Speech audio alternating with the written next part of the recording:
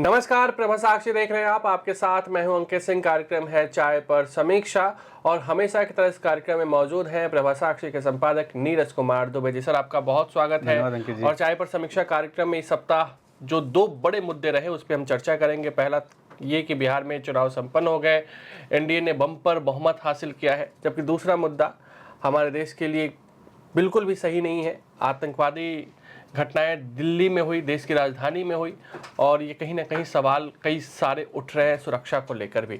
लेकिन शुरुआत बिहार से करते हैं, क्योंकि बिहार में जो चुनावी नतीजे आए, कांग्रेस का सुपड़ा साफ हो गया। आरजेडी जो सरकार बनाने का दावा कर रही थी, तेजस्वी यादव जो खुद को सीएम घोषित कर चुके थे, सबका सपना धरा का धरा रह गया जी। आरजेडी 25 सीटों पर और महागठबंधन 35 सीटों के आसपास सिमट गई जी। सवाल ये नहीं है कि बिहार की जनता ने क्या दिया, किसको कितनी सीटें आई। सवाल यहाँ ये है कि राहुल गांधी अब तक 95 चुनाव हार चुके हैं जी। और जैसा कि प्रधानमंत्री नरेंद्र मोदी ने भी बोला कि राहुल गांधी और कांग्रेस वो परजीवी पार्टी हो गई है जो अपने सहयोगियों को भी खत्म कर देती है। बिल्कुल यही हमारा सवाल है सर कि कांग्रेस का जो बयान आया, शुरू में ही कह दिया गया कि ये तो पहले से ही चुनाव निष्पक्ष नहीं था, वोट चोरी है, एसआईआर है। एसआईआर का जब मतदाता सूची फाइनल रिलीज हुआ, एक भी कांग्रेस का प्रवक्ता नेता ट्वीट तक नहीं किया कि हमें यहाँ दिक्कत है। अब 10 लोगों को ला तक नहीं सके कि हमारा वोट कट गया जी। और आज आप फिर से वोट चोरी और एसआईआर उठाना शुरू कर दिया। आप आत्ममंथन करने के बजाय आप फालतू की चीजों पे जा रहे हो। जनता आपको बार बार जवाब दे रही, बार बार सबक सिखा रही, लेकिन आप सुधरने का नाम नहीं ले रहे हो जी। उधर आरजेडी में देखिए, चुनाव संपन्न हुए, पार्टी हार गई, परिवार में बगावत शुरू हो गई। रोहिणी आचार्य ने खुलकर, अब जिसको जयचंद बोलते थे तेज प्रताप जी, रोहिणी आचार्य ने नाम ले लिया जी। अब जिस पिता को उन्होंने किडनी देकर बचाया जी, उस पिता के घर को भी उन्होंने त्याग दिया है जी। राजनीति तो छोड़ा ही है जी। तो कैसे देखते हैं, पहले राजद और कांग्रेस पे बात करते हैं, फिर जदयू और भाजपा पे हम लोग आएंगे जी। आप देखिए, जो मुकेश सहनी भी इसमें ले सकते हैं जी जी, लेकिन अब वो उसमें आप देखिए कि जो आरजेडी और कांग्रेस में देखने को मिल रहा है। चलिए, आरजेडी में तो वो परिवार में जो सिर फुटबॉल चल रही थी वो कुछ दिन के लिए थोड़ी सी थम गई थी, लेकिन वो फिर से अब सड़कों पर आ रही है। जिस तरह से रोहिणी आचार्य का ट्वीट आया, उन्होंने नाम तक ले दिया, और अब ये दिखा रहा है कि उनकी जो दूरी है वो पार्टी से बन जाएगी। पहले भी वो दूर थी, लेकिन ये जो उन्होंने परिवार को छोड़ने की बात कही है, ये बहुत ज़्यादा बड़ी बात है। आपने कहा कि जो कांग्रेस के नेता राहुल गांधी हैं, पार्टी का सुपड़ा साफ हो गया, 95 हार हो गई, लेकिन फिर भी सबक लेने को तैयार नहीं है। तो मुझे लगता है कि राहुल गांधी अब तक, उनको कह सकते हैं कि अब तक संतुष्ट नहीं हुए हैं। वो सेंचुरी बनाएंगे, और ये जो 5-6 वहाँ पर आ गए हैं, 4-5 महीने बाद सेंचुरी बन सकता है जी जी जी, 4-5 महीने बाद सेंचुरी बने, तो वो अभी उनको संतोष नहीं हुआ है। अच्छा। वो अभी, जैसे हम प्रधानमंत्री जी ने कहा, पार्टी को संदेश दिया कि अब आप बंगाल में, पुडुचेरी में, तमिलनाडु में, असम में, केरला में जुट जाइए। एक ही साथ पंचा मारने का मौका होगा सीधे 5 जी जी। तो वो क्या है कि अब वो 95 से सीधा 100 शतक जमाएंगे, तो उनको इसलिए संतोष नहीं हुआ है। और ये जिस तरीके से पहले चल रहा था कि एसआईआर का नाम लिया जा रहा था, मतदाता सूची के बारे में भ्रम फैलाया जा रहा था, बीच मतदान के आप हरियाणा चुनाव पर एक रिपोर्ट लेकर आ गए सामने, उसको आपने बता दिया कि हाइड्रोजन बम है, इस तरीके की बातें आप लेकर आए थे, लेकिन जनता ने उसको गंभीरता से नहीं लिया। ना हरियाणा की जनता ने, हरियाणा में कहीं कोई सुगबुगाहट देखी क्या? मुझे तो लगता है कि शायद हरियाणा के सभी समाचार पत्रों में शायद वो खबर भी ना छपी हो प्रमुख तौर पर, क्योंकि लोग जानते हैं, जो हरियाणा चुनाव को जिन्होंने करीब से देखा है, हमने देखा कि बिहार की जनता में तो जरा सी भी उस मुद्दे पर प्रतिक्रिया तक नहीं हुई।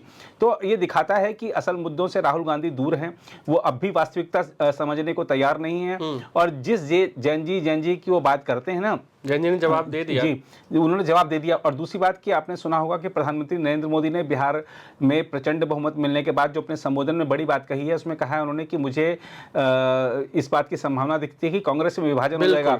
ये जो जैन जी है ना, यही विभाजन कराएगी।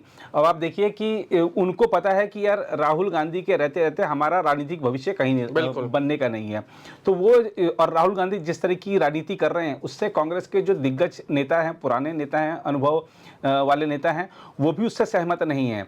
आपने देख लिया था कि ऑपरेशन सिंदूर के बाद जब प्रतिनिधिमंडल विदेश यात्रा पर भेजे गए थे, उस समय देखा था कि सलमान खुर्शीद ने क्या कहा था कि देशभक्ति की बात करना कभी मनीष कभार, तिवारी, सलमान खुर्शीद, अरविंद शर्मा, शशि थरूर, जी सबने कही थी ये बात ना। तो आप राष्ट्र के साथ नहीं, आप एक विदेशी एजेंडे के साथ जब रहेंगे तो कांग्रेस में जो बैठे देशभक्त लोग हैं वो आपके साथ नहीं रहेंगे। जो विभाजन की बात प्रधानमंत्री ने कही है कि कांग्रेस पार्टी में एक और बड़ा विभाजन हो सकता है, तो वो हो सकता है क्योंकि इस तरीके का हमने देखा कि पहले G23 बना हुआ था कांग्रेस में, अब भी बहुत सारे असंतुष्ट नेता हैं वो मिलकर, या जो हम कह रहे हैं कि जो युवा जो नेता हैं जिनको लग रहा है कि अगर ये 95-96 100 हार हो जाएंगी तो हमारा भविष्य क्या होगा। कोई भी जो राजनीति में आना चाहता है वो यही देखता है कि जनता किसके साथ है। लोग उस दल के साथ नहीं जुड़ना चाहते जिसके साथ जनता नहीं है, क्योंकि हर एक कोई अपनी महत्वाकांक्षा लेकर आता है, तो वो सिर्फ कार्यकर्ता बनकर नहीं रहना चाहता ना, तो वो चाहेगा कि वो आगे बढ़े। जब ऐसा नेतृत्व होगा, ऐसी नीतियां होंगी, तो जाहिर सी बात है कि कोई इसके साथ ही रहेगा। तो राहुल गांधी को आत्ममंथन करने की, और ये देखिए आपने देखा कि भले ही उन्होंने जब बहुत सारा ये आरोप लग रहा था परिवारवाद का या बाकी सब चीज़ आ रही थी, तो उन्होंने मल्लिकार्जुन खड़गे को पार्टी की कमान सौंप दी थी, लेकिन क्या मल्लिकार्जुन खड़गे ही पार्टी के बॉस हैं? सब कुछ तो राहुल गांधी तय करते हैं, सब कुछ तो पूरा परिवार जो सोनिया गांधी, राहुल गांधी, प्रियंका गांधी वाड्रा तय करते हैं। मैं आपको रोकना चाहूंगा, वरिष्ठ 2-3 पत्रकारों को मैं सुन रहा था जो कांग्रेस कवर कर रहे हैं, वो खुल के बोल रहे थे, जो दिन रात कांग्रेस के लिए बैटिंग करते हैं वो पत्रकार खुल के बोल रहे थे कि आज के डेट में राहुल गांधी से अगर कोई बात किसी कार्यकर्ता को छोड़िए पार्टी के सांसद को करनी हो तो भी वो नहीं मिल सकता है। जी बिल्कुल। अगर वेणुगोपाल को बोला जाए, वेणुगोपाल बोलेंगे आप खड़गे को बोलिए, खड़गे को बोला जाए, खड़गे बोलेंगे वेणुगोपाल को बोलिए, वेणुगोपाल बोलेंगे फिर कि खड़गे साहब नहीं मिलवाते हैं तो चलिए आप जयराम जी से बोलिए, अल्लावरू जी से बोलिए। तो एक क्या बोलते हैं, एक चक्रव्यूह है जिसने पूरी तरीके से उनको घेर के रखा हुआ है, और उससे राहुल गांधी बाहर निकलना नहीं चाहते हैं, नहीं निकलना चाहते हैं, और यही दूरी बना रहा है। अब आप देखिए दूसरी तरफ प्रधानमंत्री को देखिए, वो किस तरह से कार्यकर्ताओं से संवाद करते हैं। गृह मंत्री अमित शाह को देखिए, वो छोटे छोटे कार्यकर्ता को खुद फोन कर देते हैं, लोग उनके संपर्क में रहते हैं। तो जितना आप, और ये जो बीजेपी में संवाद और निरंतर संवाद की जो प्रक्रिया है ना, उसी ने बीजेपी को जनता के दिलों तक पहुंचाया है। एक चीज अमित शाह का आपने नाम लिया, चूंकि बिहार चुनाव में उन्होंने पूरी ताकत लगा दी थी और इसका परिणाम भी दिख रहा है। अमित शाह के बारे में वो कहीं भी जाते थे प्रचार करने, वहां के 100 कार्यकर्ता जो पन्ना प्रमुख और बूथ प्रमुख जो भी होते हैं, उनसे उन्होंने फेस टू फेस बात किया है कि भाई क्या स्थिति है, कहाँ गड़बड़ हो रही है। तब वो मंच पे जाके सभा को संबोधित करते थे, या मंच से उतरने के बाद वो ऐसे लोगों से मिलते थे कि क्या दिक्कत है। और मैंने अपने यहाँ 2-4-5 लोगों से बात भी किया, ऐसा है, वाकई ऐसा है। जी बिल्कुल, नहीं सही कह रहे हैं आप। यही तो जो चीज़ है वो बीजेपी को और कांग्रेस को अलग बनाती है। दूसरा, हमने देखा कि राहुल गांधी ने मल्लिकार्जुन खड़गे को अध्यक्ष बना दिया, आपने दिखाने के लिए बना दिया, लेकिन सारे फैसले तो आप खुद ले रहे हैं। बिल्कुल, छोटी छोटी चीज़ों से लेकर बड़े फैसले तक आप खुद ले रहे हैं। आपके जो पार्टी अध्यक्ष हैं, उन्होंने जब कर्नाटक के मुद्दे पर अभी कुछ दिन पहले कहा था ना कि पार्टी आलाकमान जो तय करेगा वो होगा, तो कौन है आलाकमान, सवाल उठता है ना। तो राहुल गांधी को पूरी तरीके से, अगर कोई चाहते हैं कि कांग्रेस फिर से उठे, तो उनको पूरी तरीके से किनारा करना पड़ेगा। जो पार्टी के अनुभवी नेता उनको चलाने देना चाहिए, आप साइड में बैठ जाइए, आपको ब्रेक लेना पड़ेगा। हाँ, ब्रेक, और वो पार्टी हित में उनको लेना चाहिए ब्रेक। और उन्हें पता भी है ना कि गांधी परिवार से कांग्रेस अलग होगी नहीं, तो कुछ दिन हम साइड ही हो जाए तो क्या हो जाएगा। जी, और दूसरी सबसे बड़ी बात, ये थोड़ा सा हम इस राजनीति से हटकर बात करें, तो आपने देखा कि चुनाव परिणाम के बाद राहुल गांधी विदेश में हैं। अब वो विदेश में गए हुए हैं। अब इसमें ठीक है, विदेश कोई भी जाए, आ गए हैं। अच्छा, हाँ, सुबह में खड़गे जी के साथ बैठक भी हो गई बिहार चुनाव को लेकर, वोट चोरी वाला आरोप भी आ गया है। जी, आ गए हैं। अब इसमें जो आ गए हैं, तो अब चिंता की बात और कह सकते हैं, या सवाल एक ये खड़ा कर सकते हैं कि क्या आगामी संसद सत्र को बाधित करने के लिए कोई नया मुद्दा लेकर आए हैं? बाहर से ही आते हैं जब वो संसद सत्र से पहले। और प्रधानमंत्री ने कल फिर कहा है अपने संबोधन में कि ये संसद को बाधित करना और नेगेटिव राजनीति करना ही कांग्रेस की पहचान बन गई है, और उसी से वो लोगों से दूर होती जा रही है। तो संसद सत्र के लिए क्या कोई नई चीज बाहर से आ गई है क्या? ये एक बड़ा सवाल है। दूसरा, जिस तरीके की नकारात्मक राजनीति है, देखिए नकारात्मक, आपने नीतीश कुमार के खिलाफ क्या क्या कहा, जनता ने जवाब दे दिया। नकारात्मक राजनीति का युग चला गया है, पॉजिटिव राजनीति का आ गया है और जो एंटी इनकम्बेंसी है उसको प्रो में कैसे तब्दील कर रहे हैं, ये बिहार चुनाव ने, उससे पहले महाराष्ट्र ने, उससे पहले हरियाणा ने ये दिखा दिया है। तो इस बदलती जो राजनीति का जो बदलता पैटर्न है, इसको जो नहीं समझेगा वो किनारे होता जाएगा, जो समझ जाएगा वो साथ आगे बढ़ता चला जाएगा। तो ये ऐसा लगता है कि यही चीज़ राहुल गांधी को समझने की जरूरत है, यही तेजस्वी यादव को समझने की जरूरत है कि मैं अपने आप को ही बॉस समझने लगूं और वो जो 12-15 दिन जो गायब रहे कि मुझे सीएम कैंडिडेट नहीं घोषित करेंगे तो मैं चुनाव प्रचार नहीं करूंगा, तो ये दिखाता है कि जब सीएम कैंडिडेट घोषित करने के लिए जो व्यक्ति अपने गठबंधन को नाको चने चबवा सकता है, जो इतना दम्भ रखता है कि मैं सबको झुका दूंगा, वो सीएम बन जाएगा तो वो क्या करेगा, है ना। तो ये इस तरीके के घमंड के साथ कभी भी आपको सत्ता मिलती तो नहीं है। घर में चीजें सॉल्व नहीं हो रही, तभी तो ट्विटर पे आके किसी को लिखना पड़ रहा है कि मैं परिवार छोड़ रही हूँ। सॉल्व की छोड़िए, मुझे लगता है कि शायद वो संवाद भी नहीं हो रहा होगा, वो लालू यादव से या राबड़ी देवी से या अपने भाई से उनकी बातचीत तक नहीं हो रही होगी। तो ये कितना दुर्भाग्यपूर्ण है, जिस बेटी ने अपने पिता को अपनी किडनी दे दी उनके जीवन की रक्षा के लिए,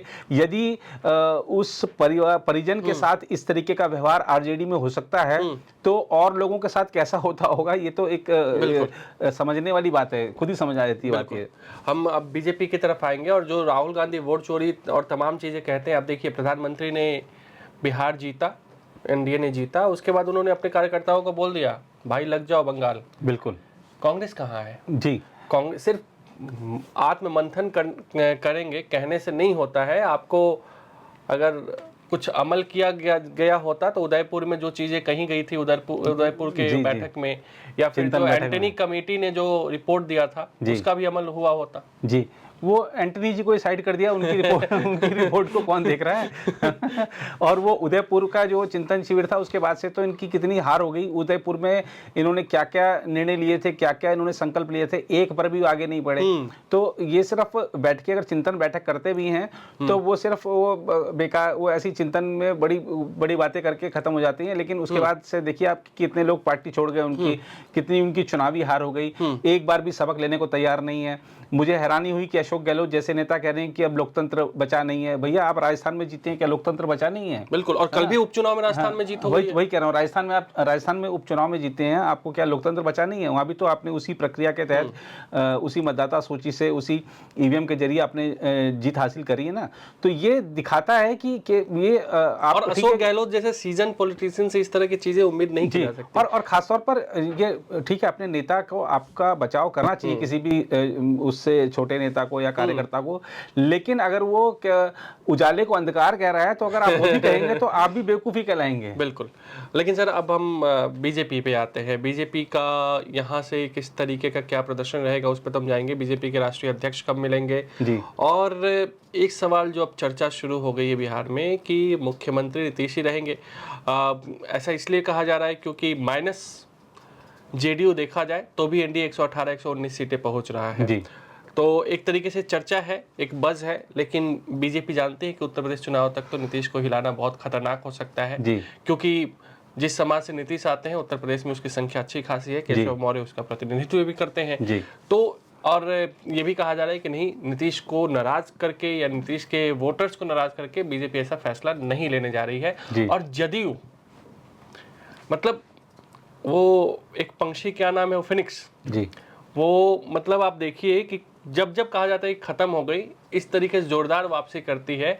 आप अगले चुनाव के लिए भी जदयू ने खुद को मजबूत कर लिया, नीतीश रहे ना रहे, लेकिन नीतीश का अगर फेस रहता है जदयू के पास तो वो तो फिर अगले चुनाव में स्ट्रॉन्ग वो बार्गेनिंग पावर अपना स्ट्रॉन्ग रखेगी। बिल्कुल बिल्कुल। और देखिए फिलहाल जो वर्तमान में जो अब समीकरण बन गए विधानसभा के, मुझे लगता नहीं कि कोई इधर से उधर भागेगा। जो एनडीए का स्वरूप है वो वही रहेगा, क्योंकि बाकी सबका जनता ने बैंड बजा दिया है। तो जिसका बैंड बज गया है उसके पास कोई यहाँ से उधर जाएगा ऐसा संभावना दिखती नहीं, क्योंकि ये पांचों जो पांडव हैं, संभावना है जो एआईएम बिहार ने लगातार ट्वीट किया है कि आप मुझे सीएम बना दो, मेरी पार्टी के किसी नेता को, और आप सब एक साथ आ जाओ और हमारी सरकार में शामिल हो जाओ जी।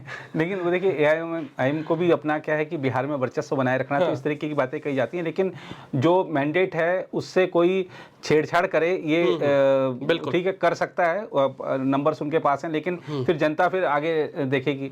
तो मैंडेट यही है कि नीतीश के नेतृत्व में सरकार चले, नीतीश फेस रहेंगे या सीएम के तौर पर वो पूरी तरीके से काम भी करेंगे या फेस वही रहेंगे और बीजेपी सारे निर्णय लेगी, ये आने वाले दिनों में देखने को पता चलेगा। लेकिन इतना तय है कि जो पांचों पांडव हैं एनडीए के, वो पांचों जो हैं वो मंझे हुए राजनीतिक खिलाड़ी हैं, तो इसलिए और उन पांचों को जो शक्ति दी है जनता ने, और ये पांचों पिछले कुछ चुनाव में हम देखें इनका जो प्रदर्शन, इनको जनता ने सबक भी सिखाया है, तो वो सबक से आगे उस सबक से सीख लेते हुए इन्होंने अब सफलता हासिल की है। तो अब ये जरूर संभल कर चलेंगे, एक साथ चलेंगे, और इनको पता है कि आगे की जो चुनावी डगर है वो भी एनडीए के साथ और खासतौर पे बीजेपी के साथ चुनाव लड़ने में ही समझदारी है, क्योंकि ये ठीक है कि आपका नेतृत्व, आपकी नीति जो थी उसको जनता ने मुहर लगाई है, लेकिन ये भी ध्यान रखना होगा कि चुनावी मशीनरी, जो चुनावी प्रबंधन की मशीनरी है वो बीजेपी की थी साथ में। तो ये जो मशीनरी अगर आपके साथ रहेगी तभी आप लगातार आगे बढ़ पाएंगे, और ये मशीनरी हमेशा एक्टिव रहती है। बिहार चुनाव परिणाम के अभी मुझे लगता है कि शायद निर्वाचन आयोग ने सारे 243 के परिणाम भी नहीं घोषित किए थे, उससे पहले प्रधानमंत्री नरेंद्र मोदी ने अगले टारगेट फिक्स कर दिए। तो ये होता है कि हमारा काम समाप्त नहीं हुआ, अगला क्या है वो शुरू हो गया है। तो ये इसीलिए जीतती बीजेपी, वो एसआईआर नहीं है, वो कोई ईवीएम में हेरफेर नहीं है, यही एक तरीका है चुनाव लड़ने का। बिल्कुल, आपने जो कहा ना कि बीजेपी मेहनत करती है जी। मैं जिस क्षेत्र से आता हूँ, मरहौरा विधानसभा है, वहाँ पे एनडीए का कोई कैंडिडेट नहीं था, क्योंकि एलजेपी के खाते में वो कैंडिडेट गया था और सीट गई थी, और वहाँ से एलजेपी ने जिसको कैंडिडेट बनाया था उसका नामांकन रद्द हो गया था, और मजबूरी में जिस इंसान को एनडीए ने सपोर्ट किया था उसने मजे में वो नामांकन किया था, लेकिन मजबूरी में सपोर्ट करना पड़ा। उसके लिए देवेंद्र फडणवीस तक प्रचार करने गए जी। तो इससे पता चलता है कि चुनाव कैसे एकजुट होकर लड़ा जाता है। बिल्कुल। अब दिल्ली पे आते हैं सर, जो आतंकवादी घटनाएं हुई, सोमवार का समय था, शाम का समय था, और पूरा का पूरा टेरर मॉड्यूल इसमें साफ तौर पे दिखाई दे रहा है। आप जम्मू कश्मीर से शुरू हो रहा है और फरीदाबाद में आके ख़त्म हो रहा है जी। गुजरात में भी कुछ लिंक्स मिले हैं, कानपुर और लखनऊ में भी इसके कुछ लिंक्स मिल रहे हैं, और ये वो लोग नहीं हैं जो अनपढ़ हैं जी, वो लोग हैं जिनको वर्तमान के समाज में भगवान का दर्जा दिया जाता है जी। मैक्सिमम डॉक्टर्स हैं, अच्छे कॉलेज से पढ़ के आए हैं जी, डिग्री लेकर प्रैक्टिस कर रहे हैं, अच्छे लोगों से मिलते ही होंगे जी। लेकिन इस तरह का वो मानसिकता और इस तरह की चीज़ें उनके दिमाग में आती है, और वो इतने बड़े ब्लास्ट और इतने बड़े प्लान को लेकर वो आगे बढ़ रहे थे। 6 दिसंबर का मैं सुन रहा था कि वो टारगेट था कि उस दिन कुछ बड़ा करना है। जी, क्या कहेंगे? नहीं देखिए, अभी तो खैर क्योंकि मामले की जांच एनआईए कर रही दिल्ली ब्लास्ट की, तो जब तक बहुत सारी चीज़ें सामने नहीं आती तब तक उस पर कुछ कहना मुश्किल होगा। लेकिन एक चीज़ साफ है कि हमारी जो सीमाएं सुरक्षित हो गई हैं। अब आप सीमा से नहीं घुस सकते तो आप दिमाग में घुस रहे हैं। हमारे ही लोगों द्वारा ये इस तरीके की जो कार्रवाइयाँ कराई जा रही हैं, ताकि ये नहीं आए कि हम देखते हैं कि भाई वो मारा गया आतंकवादी, उसके पास से पाकिस्तान का पासपोर्ट मिला या आई कार्ड मिला या हथियार मिले, अब हमारे ही लोगों को इस्तेमाल किया जा रहा है, उसके लिए उनके दिमाग में घुसपैठ की जा रही है। और इसके लिए आप देखिए कि ये जो अब बदलते जो दौर का जो आतंकवाद है, इसको देखते हुए हमारे को भी अपनी रणनीतियां बदलनी होंगी। जो डिजिटल स्पेस है उस पर नजर रखनी होगी, और चूंकि आतंकवाद अब कॉलेज कैंपसेस में, हॉस्पिटल्स में, यहाँ तक वहाँ तक प्रवेश कर चुका है, तो वहाँ पर भी निगरानी रखनी होगी। और ये जो वाइट कॉलर टेरर नेटवर्क बनाया गया है, ये जरूर चिंता का विषय है। मुझे लगता है कि सरकार इस पर ध्यान दे ही रही होगी। यहाँ पर एक चीज़ हमको देखनी होगी कि हमारी सरकार की आतंकवाद के खिलाफ नीति क्या है। हमारी सरकार की आतंकवाद के खिलाफ नीति है जीरो टॉलरेंस की नीति। केंद्रीय गृह मंत्री अमित शाह कहते हैं कि आतंकवादियों को ऐसा सबक सिखाया जाएगा कि उनकी रूह कांप जाएगी, और ये मिसाल बनेगी, दुनिया देखेगी कि दोबारा कोई हिम्मत नहीं कर सकेगा इस तरीके की कार्रवाई की। उसके चंद घंटों बाद वो जो उमर जिसने यहाँ पे कार उड़ाई थी, जिसमें हमारे 13 लोग मारे गए दिल्ली बम धमाके में, उसका घर उड़ा दिया गया। ये दिखाया गया। ये कार्रवाइयां जो हैं, इजराइल ने, फ्रांस ने, अमेरिका ने ऐसी कार्रवाइयां करके आतंकवाद को खत्म किया है। तो हमारी सरकार ने वो काम करके दिखाया है कि सुरक्षा बलों ने देखा ना आपने कि कोई वो नहीं है कि आप उनके घर वालों के साथ में कि भैया आप बाहर निकलिए, ये घर को उड़ाना है, क्योंकि ये इसको लॉन्च पैड्स की तरह इसको टेरर मीटिंग्स के लिए इस्तेमाल करते हैं। तो ऐसी कोई उनके ऊपर सुरक्षित छतरी नहीं बचे कि वो इस तरीके का काम कर सके, तो उड़ा दिया गया। और ये मैसेज देना बहुत जरूरी था, क्योंकि जो लोग इस काम में हैं कि ठीक है भाई हम तो जन्नत चले जाएंगे 72 हूरों के पास, तो आप तो 72 हूर जो आपकी सपनों की हैं, अब वो आपको मिलेंगे नहीं मिलेंगी वो तो आप ही जानो, लेकिन आपके घर वालों का क्या हश्र होगा, सड़क पर आ जाएंगे और ये इसके लिए सारी जिम्मेदारी वो आपकी होगी। तो ये मैसेज दिया गया है। तो ये बहुत कड़ा मैसेज है। और जो लोग इस कृत्य में शामिल थे, अब आप देखिए ना कि जो लखनऊ में जो शाहीन पकड़ी गई, उसके पिता का हाल देखिए, उसके जो एक भाई का जो बयान देखिए, वो रो रहे हैं। तो इन लोगों को ये सोचना चाहिए कि आपके दिमाग में जो घुसपैठ कर ले रहा है, आप उसकी बात मानकर देश विरोधी कृत्यों में संलिप्त हो जाते हैं। लेकिन सही समय पर अपने बच्चों को संभालिए ना जी। और ये जो अपने परिजनों का आपने क्या हाल किया। दूसरा क्या है कि परिजनों की भी जिम्मेदारी बनती है कि वो आंसू बहाने की नौबत ना आए, समय पर देखें कि बच्चा क्यों गुमसुम है, बच्चा क्या कर रहा है, खाली डिजिटल स्पेस में क्यों रहता है वो। और दूसरा क्या है कि वो अगर वो बाहर चला गया है, उसके पास वो इतने सारे गैजेट्स कहां से आ गए हैं, वो अपने कमरे में किसी को आने क्यों नहीं देता है। आपने इतने सारे जो उसके मित्र हैं, लेकिन किसी से वो मिलता क्यों नहीं है, वो क्यों वर्चुअल दुनिया में ही रहता है, वो बिना बताए कहां जा रहा है। तो अगर आप इस पर नजर नहीं रखेंगे और वो आपको जो भी आर्थिक मदद दे रहा है आप उसी में खुश रहेंगे, तो आप उसका सबसे कह सकते हैं कि आप उसका बुरा कर रहे हैं। तो इसके लिए आप भी कहीं ना कहीं जिम्मेदार हैं। बिल्कुल जिम्मेदारी अपनी समझिए, नजर रखिए, क्योंकि राष्ट्र की सुरक्षा का दायित्व सिर्फ सुरक्षा बलों का नहीं, हर नागरिक का है। बिल्कुल। और वो भी सुरक्षा बल भी किसी के बेटा है, बिल्कुल, किसी के पति हैं, किसी के भाई हैं जी। तो आखिर में एक छोटा सा सवाल, संसद सत्र से पहले बीजेपी को नया अध्यक्ष मिल जाएगा? देखिए, बीजेपी को नया अध्यक्ष तो सब लोग इंतजार कर रहे हैं और अब पता नहीं वो सही है या गलत है। और हमको तो जब जाते हैं तो हमारे जो सूत्र हैं वो ये बताते हैं कि नागपुर से एक चिट्ठी आ रखी है, उसमें 2-3 नाम हैं, या तो इनमें से बना दीजिए या फिर अपनी मर्जी का कर लीजिए।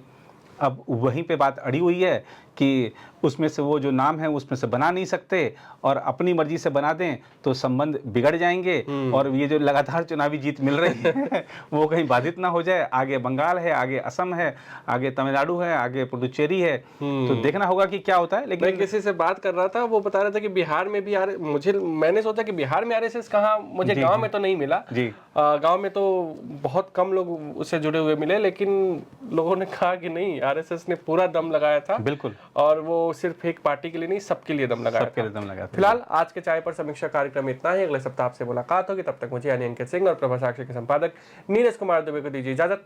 नमस्कार। अगर आप भी लेना चाहते हैं देश दुनिया की तमाम जानकारी, तो आज ही सब्सक्राइब करें हमारे चैनल को। साथ ही नीचे दिए बेल आइकन को जरूर दबाएं ताकि हर अपडेट आप तक पहुंच सके।